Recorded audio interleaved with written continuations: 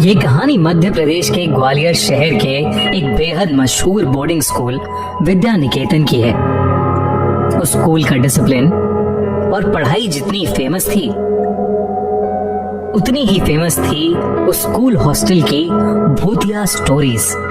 एक रात 12th class के 4 दोस्त मिलकर वही भूतिया बातें डिस्कस कर रहे थे जब उनमें से एक लड़का सूरज कहने लगा कि उसके पास एक ऐसा गेम है जिसकी हेल्प से वो ये पता लगा सकते हैं कि हॉस्टल की सब फेमस बातें सच भी हैं या नहीं। सब वो गेम खेलने के लिए तैयार हो गए, मगर रवि उस वक्त किसी भी बात पर ध्यान नहीं दे रहा था क्योंकि वो अपने फोन पर विंजो ऐप पर लूडो खेल रहा था और पैसे कमा रहा था। सूरज ने रवि के हाथ से फोन छीना और उसे भी वो भूतिया गेम खेलने बिठा दिया। वो गेम था चार्ली चार्ली। लोग कहते हैं कि चार्ली चार्ली गेम एक ऐसा गेम है जिससे आत्माओं से बातें करी जा सकती हैं। इनफैक्ट उनके माने तो ये गेम इतना खतरनाक है कि कई लोग इसकी वजह से पागल भी हो चुके हैं और कुछ लोगों की तो जान भी जा चुकी है। सूरज ने सबको एक सर्कल में बिठाया और बीच में एक पेपर पर यस नो यस लिखकर उस पर 2 पेंसिल्स रख दी। रवि ये देखकर हंसने लगा और वो सर्कल से उठकर जाने ही वाला था कि अचानक कमरे की लाइट्स फ्लिकर करने लगी। ये देखकर सबके होश उड़ गए। तभी सूरज ने रवि से वापस आराम से बैठने को कहा और फिर सूरज ने गेम की तरफ देखते हुए कहा, Charlie Charlie are you there? यानी चार्ली चार्ली क्या तुम यहाँ हो? चार्ली चार्ली क्या तुम यहाँ हो? ये कहने के बाद सब वेट करने लगे पर कमरे में कुछ नहीं हुआ। सूरज ने दोबारा वही सवाल पूछा, तब भी कुछ नहीं हुआ। इस पर रवि ने उस गेम का मजाक उड़ाना शुरू कर दिया। लेकिन तभी सर्कल के बीच पड़ा पेपर जोर से हिलने लगा। उस पर रखी पेंसिल भी इधर उधर रोल होने लगी।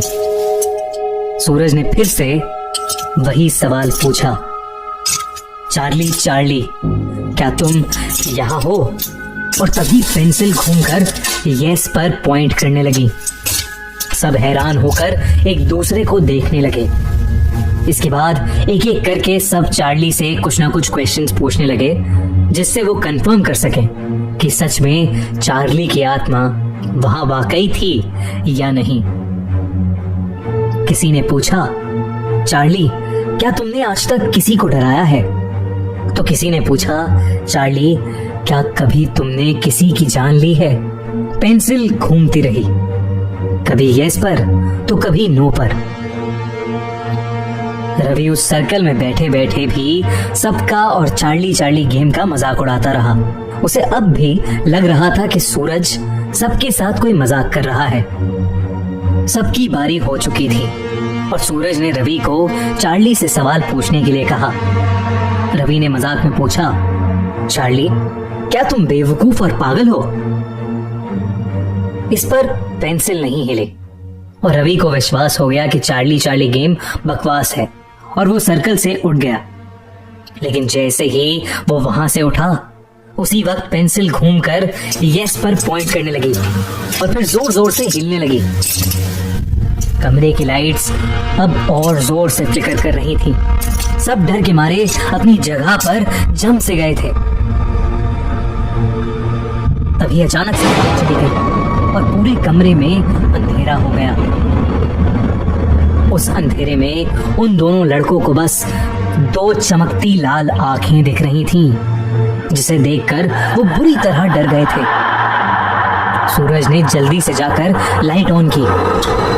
तभी सबकी नजर रवि पे गई और सभी ने जो देखा वो देखकर सबके पैरों तले जमीन खिसक गई। रवि का चेहरा अचानक नीला पड़ गया था। धीरे धीरे वो वहीं खड़ा खड़ा कांपने लगा।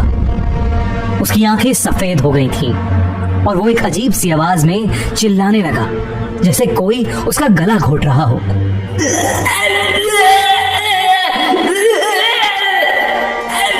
रवि की चीख सुनते ही वार्डन उनके कमरे में आ गया और तभी रवि बेहोश होकर जमीन पर गिर गया। हॉस्टल का स्टाफ जल्दी से रवि को लेकर हॉस्पिटल पहुंचा, पर डॉक्टर समझ ही नहीं पा रहा था कि रवि ऐसे अचानक बेहोश कैसे हो गया। फॉर्चुनेटली रवि को 2 दिन बाद होश आ गया, लेकिन उसे कुछ याद नहीं था, ना ही किसी का गला घोटना, ना ही बेहोश होना, और ना ही चार्ली चार्ली गेम खेलना। सूरज और उसके बाकी दोस्तों ने डिसाइड किया कि वो लोग फिर से ऐसा कोई भूतिया गेम नहीं खेलेंगे।